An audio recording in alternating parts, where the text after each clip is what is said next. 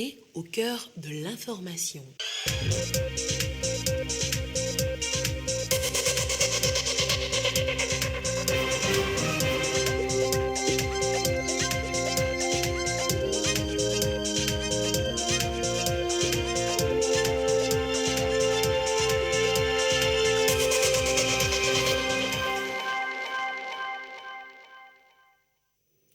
Les fidèles musulmans célèbrent ce lundi la fête de l'Aïd el-Fitr, la fin du mois sacré de Ramadan. Des prières ont été dites pour la circonstance. Le Premier ministre Victoire Tomega Dobé a assisté à celle tenue au lycée de Tokoin. Dans ce journal également, la prestation de serment des agents de la Caisse nationale de sécurité sociale. Ils sont 31 employés appelés à accomplir leur mission dans le respect de l'éthique de leur profession. Et puis, nous irons à la découverte de ces chiens qui veillent sur notre sécurité. Personnes portées disparues, détection de stupéfiants, d'armes ou explosifs, et j'en passe. De nombreuses races de chiens sont utilisées, notamment par les douanes. Comment se fait le dressage de ces chiens spéciaux? Dossier à suivre dans ce journal. Voilà pour le programme. Bonsoir et merci d'être avec nous. Nous ouvrons ce journal par ce message du président de la République, Fort Esozimna Nyasingbe, dans le contexte de la fête du Ramadan. Message qui stipule ce qui suit, je cite: « J'adresse mes vœux à nos compatriotes musulmans et à ceux du monde entier à l'occasion de la fête marquant la fin du mois de Ramadan. Que cette célébration renforce l'amour, la communion et la solidarité, qu'elle soit porteuse de bénédictions pour tous et de bienfaits pour notre pays. » Fin de citation. La communauté musulmane célèbre donc ce lundi l'Aïd el-Fitr, marquant la fin du Ramadan, la fin d'un mois de jeûne. La fête du Ramadan marquée par une grande prière à Lomé au lycée de Tokoin sous le signe de la paix et de la cohésion sociale. Les membres du gouvernement, avec à leur tête le Premier ministre Victoire Tomega Dobé, y ont pris part. Ulrich Amega. Un peu plus de 8 heures, les fidèles musulmans venus des 4 coins de la capitale prennent d'assaut le terrain du lycée de Tokoin. En ce jour, en effet, la traditionnelle prière de Ramadan, la fête de l'Aïd el-Fitr. 9 heures, l'appel à la prière débute. Tous ensemble, ils rendent grâce à Allah en ce jour béni de Ramadan. Nous sommes Togolais. Nous devons prier à ce que le pays soit en paix et que les gens qui travaillent avec le chef de l'État puissent s'attendre, plus que les opposants aussi puissent s'attendre pour que nous soyons en paix. Je dis Moubarak à tous les musulmans du monde entier et on remercie Allah de nous accorder une longue vie et d'accepter nos prières, de nous accorder la santé. La grande prière voit l'assistance du gouvernement. En première loge, le Premier ministre, chef du gouvernement, Victoire Tomega Dobé. Vie chère, Covid-19, terrorisme, des préoccupations portées dans les intentions de prière. Nous avons invoqué pour la paix et l'arrêt des guerres un peu partout dans le monde entier. Et nous avons prié pour notre pays, pour le chef de l'État, pour le gouvernement, qu'Allah apporte la paix dans notre pays et qu'il unisse les Togolais. Le jeûne du mois de Ramadan est le jeûne pendant lequel tout musulman est appelé à réviser sa foi.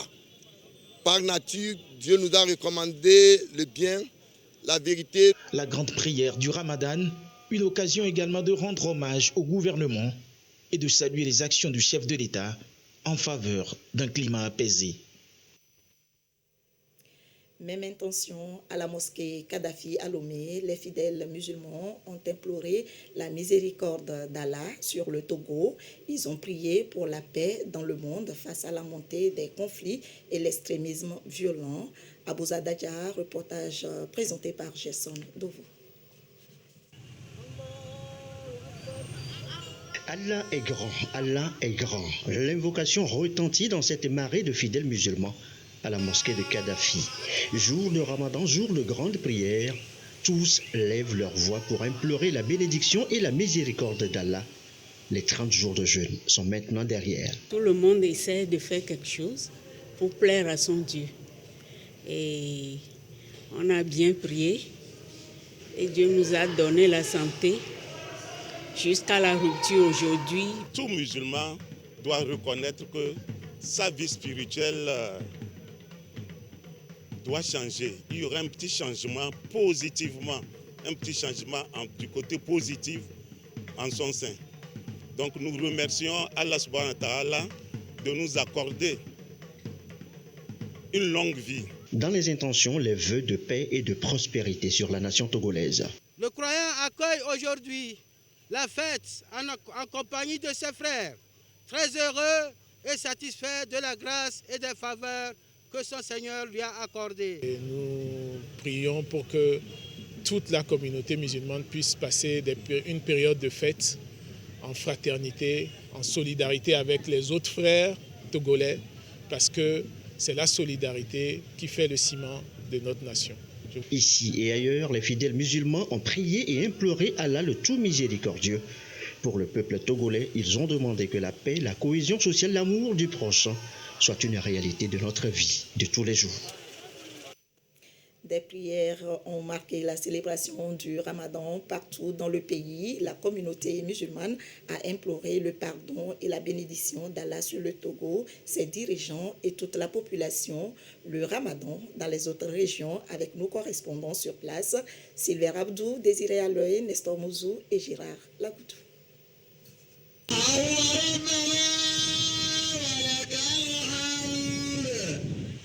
C'est dans ce mouvement à l'unisson que les fidèles musulmans ont entamé cette grande prière ici à Tapamé. La célébration de l'Aïd el-Fitr, un moment pour les fidèles musulmans d'adresser leur prière à Dieu pour la construction de l'unité et du vivre ensemble. Aujourd'hui, nous sommes venus prier et implorer la grâce d'Allah sur tout le peuple togolais. L'imam, dans son serment, a prié Dieu, a demandé la paix au peuple togolais, a demandé la longévité, la santé, spécialement le président de la République, que Dieu l'accompagne dans ses tâches. Ils ont particulièrement, à travers cette supplication, prié pour les plus hautes autorités du pays et surtout pour une lutte efficace contre l'extrémisme violent qui aujourd'hui sévit dans la sous-région. Les fidèles de Mahomet à Sokodé se sont donné rendez-vous au grand stade de la ville pour lever leur voix, lui dire merci pour sa grâce à cette occasion de l'Aïd el-Fitr. Une prière en présence des autorités, témoin d'une adhésion parfaite à cette religion qui appelle à la paix et à la cohésion. Le jeûne est le quatrième pilier de l'islam. Quand vous observez le jeûne, vous avez beaucoup de récompenses de la part de Dieu. Vous avez une certaine foi en vous. L'islam veut dire la paix. Nous recommandons les fidèles de prôner la paix. L'adjoint à l'imam central de la ville de Sokodé, El Adiraï Moutawakilou Apou Traoré, dans son prêche a rendu grâce à Dieu qui a toujours sa main tendre sur le Togo. D'une seule voix, ils ont prié pour le chef de l'État, les institutions de la République, le gouvernement togolais et surtout le peuple togolais. Les fidèles musulmans de Kara ont sacrifié à la tradition qui veut qu'à la fin du mois de Ramadan, ils prient Allah pour obtenir sa miséricorde. Le mois béni de Ramadan, c'est une joie lorsque le musulman arrive à l'accomplir. Il sort revivifié, requinqué par rapport à sa foi. La prière est suivie du sermon. Dans son prêche, El Hadj Alassane Tagba a demandé aux musulmans la crainte de Dieu et a appliqué le Coran quotidiennement pour avoir la miséricorde. Il les a exhortés à la discipline, à la tolérance et à la solidarité. L'imam Alassane Tagba a imploré la grâce divine sur le président de la République, sur les autres autorités du pays et sur tout le peuple togolais. Au stade municipal de la ville de Dapan, les fidèles musulmans ont adressé leurs prières à Allah le tout miséricordieux pour ses bienfaits durant le mois de Ramadan. La communauté musulmane a également prié pour le chef de l'État, le gouvernement, les institutions de la République et tous les Togolais. Face aux défis sécuritaires qui se posent dans la sous-région, El Hadj Douti Ousmane, adjoint à l'imam de la ville de Dapan dans la conduite de la prière, a exhorté les fidèles musulmans à la culture de la paix dans leurs localités respectives. Que chacun n'a qu'à mettre pardon dans son cœur et encore amour entre nous. Parce que le bon Dieu, le Seigneur, sa main a affaire le Togo. Ça n'a qu'à continuer comme ça toujours. À l'occasion de ces prières du Ramadan, la communauté musulmane a été soutenue par l'évêque de Dapan. En écrivant à la communauté musulmane, l'évêque a souligné que nous avons résisté. Et ceci, c'est parce que c'est une prescription divine. Nous, en tant que musulmans, nous sommes très marqués par ce message et nous voudrons dire à l'évêque de rassurer à la communauté chrétienne que nous sommes des frères. Nous devons vivre ensemble. Même prière à l'esplanade de la préfecture de Saint-Cassé, en présence des autorités locales. Tous ont prié en faveur du peuple togolais. La paix, la sécurité et la cohésion sociale ont été également relevés au cours de leurs prières. Notre Togo, que Dieu nous bénisse en santé, en bonheur, paix, sécurité. Les fidèles musulmans ont été appelés à une meilleure collaboration avec les forces de défense et de sécurité pour le maintien du climat de paix au Togo en vue de faciliter la mise en œuvre du plan d'urgence du développement de la région des Savanes initié par le chef de l'État. Autre sujet maintenant, la prestation de serment des agents de la Caisse nationale de sécurité sociale. Ils sont au total 31 appelés à travailler dans le strict respect de l'éthique de leur profession. Clarissa Ticlé. Un engagement solennel sous serment. Bien et fidèlement remplir leurs fonctions à la Caisse nationale de sécurité sociale, CNSS.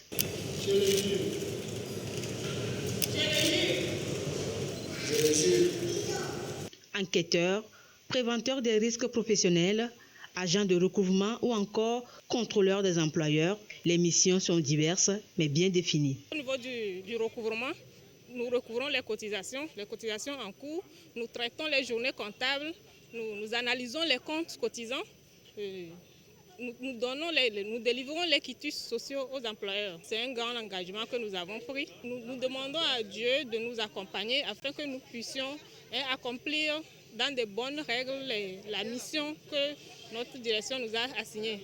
En tant qu'agent contrôle, notre mission c'est d'aller vérifier la législation du Code de sécurité sociale pour voir l'exactitude de l'application du Code de sécurité sociale dans les entreprises et voir si les employeurs clandestins, c'est-à-dire qui n'utilisent pas bien le Code de sécurité sociale ou bien qui ne cotisent pas les cotisations pour leur assurer, pour avoir leur pension ou bien rentrer dans leurs droits de sécurité sociale. Nous essayons de vérifier leurs documents et puis ils rentrent dans leurs droits. En tout, 31 agents initialement à l'essai. Avec ce cérémonial, ils font leur entrée officielle à la CNSS. Désormais, les voici redevables au service et à l'État togolais. L'État ou l'institution qui vous emploie attache un prix à votre professionnalisme et au respect de la déontologie qui régit votre fonction. Vous savez mieux que moi ce que vous avez à faire et ce que vous ne devez pas faire. Sur ces mots, je vous souhaite plein succès dans votre carrière. Renvoyés à l'exercice de leurs fonctions par le président de la séance, ces agents ont 3 jours pour rejoindre leurs différents postes, certains au siège à Lomé et d'autres à l'intérieur du pays. La commune de Mamoudzou en République française et les communes d'Aguenivé 2 et Cloto 1 ont signé un partenariat de jumelage et d'entente intercommunale, alliance qui va leur permettre de développer des actions de coopération décentralisées entre elles avec un accent particulier sur le développement et la jeunesse. Adilé Nassimbi. C'est un partenariat d'échange et de partage d'expériences. La commune de Mamoudzou en France et les communes d'Aguanivé 2 et Cloto 1 sont leur union pour un développement durable de leurs différentes communes. Plusieurs secteurs prioritaires seront pris en compte, notamment l'aménagement du territoire et l'éducation. La jeunesse est une richesse, mais il faut créer les conditions pour offrir des opportunités à cette jeunesse. Donc sur l'éducation, c'est un élément important. À Mayotte, nous travaillons beaucoup, et notamment à Mamoudzou, sur l'excellence. L'excellence éducative, un élément important, développement humain. Excellence sportive, il faut offrir des opportunités à la jeunesse, mais aussi la formation. Nous avons aussi beaucoup de jeunes à Mayotte qui souhaitent se lancer dans l'agriculture. Nous pensons que ici, dans ce territoire qui est extrêmement plat, qui peut offrir ces opportunités parce qu'à Mayotte, nous importons beaucoup de produits, notamment alimentaires. Les communes d'Aguanivé 2 et de Cloto 1 ont manifesté leur volonté à construire avec leurs partenaires des relations fructueuses. Ils ont beaucoup d'atouts, notamment les infrastructures, comment ils s'organisent pour réaliser les infrastructures. Donc on peut partager, on peut recevoir d'eux. Il faut échanger sur le plan culturel. Parce que j'ai dit, il faut former les communautés de peuples et non les communautés. C'est vrai, on a besoin d'un gouvernement pour gérer, mais il faut mettre beaucoup plus l'accent sur les relations entre les peuples. Balimé au jour d'aujourd'hui est essentiellement agricole. Le tourisme est très développé chez nous également. Ça nous permettra de voir un peu qu'est-ce qu'on peut faire par rapport à l'écotourisme entre l'île de Mayotte et Balimé. Les 3 communes s'engagent à mobiliser des financements nécessaires pour une meilleure mise en application de leurs projets communs. On va se focaliser à présent sur l'actualité internationale en Guinée où l'opposition boude le calendrier de la transition, une décision unilatérale contraire à la charte régissant la transition dans le pays. L'opposition accuse le chef de la junte d'avoir violé cette charte. La réaction de la CEDEAO est aussi attendue. Une décision unilatérale contraire à la charte régissant la transition dans le pays, c'est ainsi que l'opposition guinéenne a qualifié l'annonce samedi par le colonel Mamadi Doumbouya de la durée de la transition, 3 ans et 3 mois.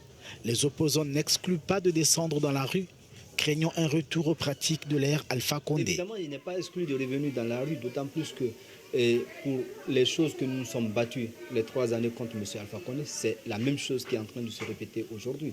Il y a une junte au pouvoir qui n'est pas connue et qui est bunkérisée au niveau du palais Mohamed VI, qui est en train de prendre des décisions au nom et au compte du peuple de Guinée, alors qu'ils n'ont bénéficié d'aucun suffrage des populations guinéennes. Ils sont en train de gérer cette transition à solo. Et la charte que lui-même, Mamadi Doumbouya, a prêté serment, le dit clairement. Il va falloir qu'il discute avec les forces vives de la nation. C'est à l'issue de cette discussion seulement qu'on peut avoir une durée de la transition. Il ne s'agit pas d'un délai long ou d'un délai court de la transition. Il s'agit aujourd'hui d'une violation flagrante de la charte de la transition qui est un parjure qui a été fait par le chef de la junte. Le pays s'achemine donc vers une période d'incertitude. La réaction de la CEDEAO est aussi attendue. L'organisation régionale militait pour une durée de la transition responsable. Antonio Guterres entame sa tournée africaine au Sénégal. Cette tournée va conduire également le secrétaire général des Nations Unies au Niger et au Nigeria. Dans ces 3 pays, Antonio Guterres va rencontrer des hauts fonctionnaires et des représentants de la société civile, notamment. Antonio Guterres, le secrétaire général des Nations Unies, a entamé sa tournée africaine au Sénégal avant de se rendre au Niger et au Nigeria. Lors d'une conférence de presse dimanche, Antonio Guterres a dit avoir évoqué avec le président Macky Sall les efforts conjoints contre le terrorisme et l'extrémisme violent, ainsi que le rétablissement des gouvernements civils en Afrique de l'Ouest. S'agissant de l'Afrique de l'Ouest et du Sahel, nous avons évoqué entre autres les efforts conjoints contre le terrorisme et l'extrémisme violent, ainsi que la situation au Burkina Faso, en Guinée et au Mali. À cet égard, nous avons convenu de l'importance de poursuivre le dialogue avec les autorités de facto des 3 pays afin d'instaurer le retour à l'ordre constitutionnel dans les délais les plus brefs. Le chef de l'ONU a également préconisé le renforcement du partenariat stratégique avec l'Union africaine, qu'il a décrit comme un modèle de coopération régionale. pensons qu'il faut une désescalade sur le théâtre ukrainien.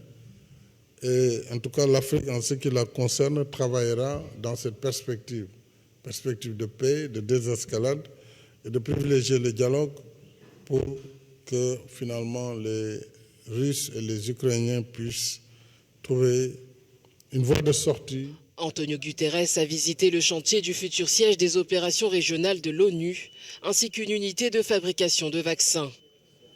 Face à l'urgence climatique, il a exhorté les pays riches à passer aux actes. Et force est de constater que nous sommes bien loin d'une trajectoire qui nous permette de baisser les émissions de 45% d'ici à 2030 et de contenir l'objectif de réchauffement de 1,5 degré. Les pays africains, qui ne sont pourtant pas responsables du problème, en sont souvent les premières victimes. Il est temps de passer aux actes. Il est temps de tenir la promesse des 100 milliards de dollars par an faite à Paris. Dans le cadre de sa tournée africaine, le secrétaire général des Nations Unies participera ce lundi avec le président nigérien Mohamed Bazoum aux célébrations de l'Aïd el-Fitr marquant la fin du Ramadan pour les musulmans. Il rencontrera également des familles touchées par la violence et l'instabilité au Sahel. Revenons au Togo avec l'environnement. Les jeunes pépiniéristes, reboiseurs et de la société civile se sont rencontrés à Sokodé pour la cause environnementale, rencontre d'échanges d'expériences et de débats par rapport à l'ambition quinquennale de reboisement. Bref, le rapport pour propulser la politique environnementale au Togo, rencontre présidée par le ministre en charge de l'environnement. Désiré Aloy. Le Togo projette d'ici à 2030 avoir 1 milliard d'arbres pour renforcer son couvert végétal dégradé pour cause du changement climatique et de l'action anthropique. Des stratégies en amont sont tissées pour atteindre les objectifs. La mobilisation des jeunes reste un atout. Ils viennent des 5 régions du pays pour débattre du thème « Les jeunes face à la double ambition quinquennale et décennale de reboisement ». Débat qui leur permettra de définir des stratégies pour renforcer leur contribution substantielle à la politique du gouvernement en matière de l'extension du couvert forestier. Dans toutes les matières, les jeunes peuvent se mobiliser. Parce qu'aujourd'hui, le problème de la foresterie est aussi un problème économique. Je rappelle ici que le chef de l'État a tout fait pour que s'installe sur la plateforme industrielle d'Aditi Copépia des usines de transformation de bois.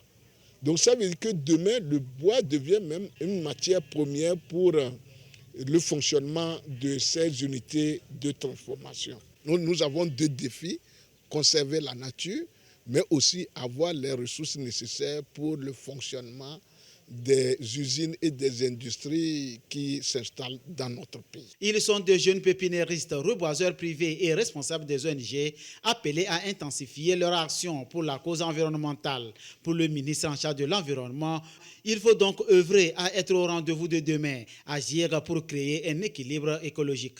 En tant que pépiniériste, ça va nous aider à augmenter d'abord notre chiffre d'affaires et augmenter aussi les employés. Si on coupe les arbres pour le charbon, on saura en même temps comment changer ces arbres-là. Et ça aussi, ça va augmenter notre chiffre d'affaires. La lutte contre le dérèglement climatique interpelle tout un chacun devenu désormais acteur. Les groupes cibles conviés à la rencontre sont repartis avec du matériel d'équipement offert par le ministre pour les soutenir dans leurs efforts sur le terrain. On en vient à la brigade canine, les chiens de race dans la sécurité pour mener à bien leur mission. La gendarmerie, la police ou encore les douanes se font aider par des chiens spéciaux, des bergers allemands et milinois, entre autres, des races de chiens œuvrant en binôme avec leur maître pour détecter, intervenir et protéger.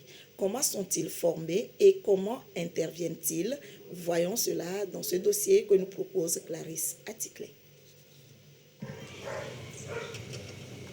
Voici Jet, un malinois belge. Sa spécialité, attaquer ou rechercher des explosifs ou des stupéfiants. En moins d'1 minute, Jet a déjà détecté la drogue cachée dans ce carton. Lui, c'est Ruby, un malinois hollandais. mordant et spécialisés dans les attaques.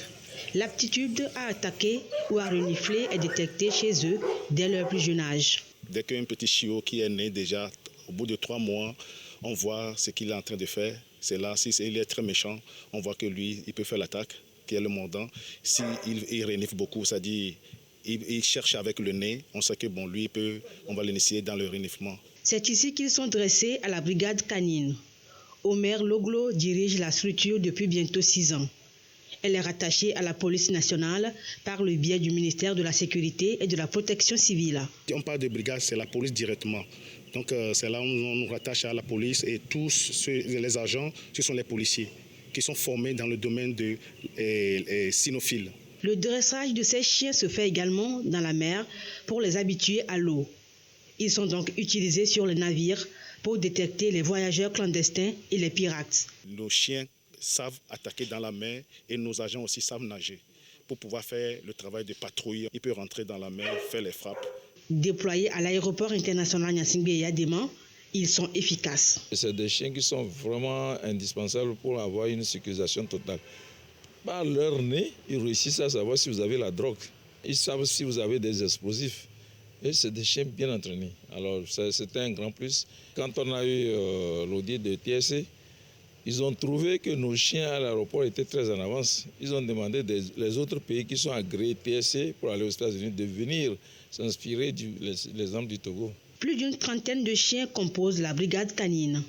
Doberman, Rottweiler, Dog allemand, berger allemand et malinois. Leur intervention n'est pas forcément de mordre le contrevenant, tout simplement l'immobiliser sans faire usage d'armes. Le 62e anniversaire de l'indépendance du Togo, célébré en différé par la diaspora togolaise au Burkina Faso, cette commémoration a été couplée de l'inauguration du consulat honoraire du Togo dans le pays. Derman Songoy et Dodo Aré nous en disent plus. Des danses qui accueillent le nouveau consulat honoraire de la communauté togolaise au Burkina Faso.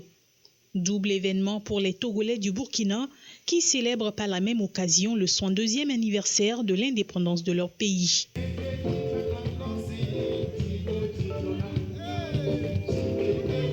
C'est la fête de la commémoration de l'anniversaire de notre pays qu'on est en train de commémorer avec le soutien fort de son Excellence, Monsieur le Consul. Et aujourd'hui, à notre grande surprise, on voit le représentant du ministre des 2 pays qui sont là. Et après, on nous fait officiellement l'ouverture officielle du consulat. Et au nom de toute la diaspora togolaise ici au Burkina Faso, nous sommes très contents. Un remerciement au chef de l'État et la confiance qu'il a placée à son Excellence, Monsieur le Consul, pour pouvoir le nommer consul honoraire du Togo ici au Burkina Faso. C'est une fierté pour nous. Mahamadou Bounkoungou, président directeur général du groupe EBOMAF, est à la tête de cette représentation diplomatique, expression et symbole de la qualité des relations d'amitié et de coopération qui lient le Togo et le Burkina Faso. Le chef de la diplomatie togolaise Robert Doucet est représenté par le secrétaire général du ministère en charge des affaires étrangères. Si les autorités togolaises ont permis l'ouverture de ce consulat ici et ont nommé un consul honoraire, ils ne pourront jamais s'empêcher de l'appuyer autant que faire se peut pour qu'il puisse accomplir sa mission. C'est une administration de proximité. Nos compatriotes ici sur place pourront se faire établir les actes administratifs dont tout Togolais a besoin. Ce bâtiment imposant qui a été mis à leur disposition pour assurer les aspects de protection consulaire. En un mot, c'est un sentiment aussi de joie qui nous anime, d'autant plus que cela vient contribuer au renforcement des relations déjà excellentes qui existent entre les 2 pays. Veiller au bien-être des ressortissants togolais et défendre leurs droits, entre autres missions de ce consulat honoraire. Au-delà de leurs frontières communes, le Togo et le Burkina ont également une vision commune, lutter contre le terrorisme et l'extrémisme violent et préserver la sécurité de leurs États. Et il n'y a pas plus belle occasion que la célébration du 102e anniversaire de l'indépendance du Togo et l'inauguration de ce consulat pour renforcer la coopération entre les 2 pays.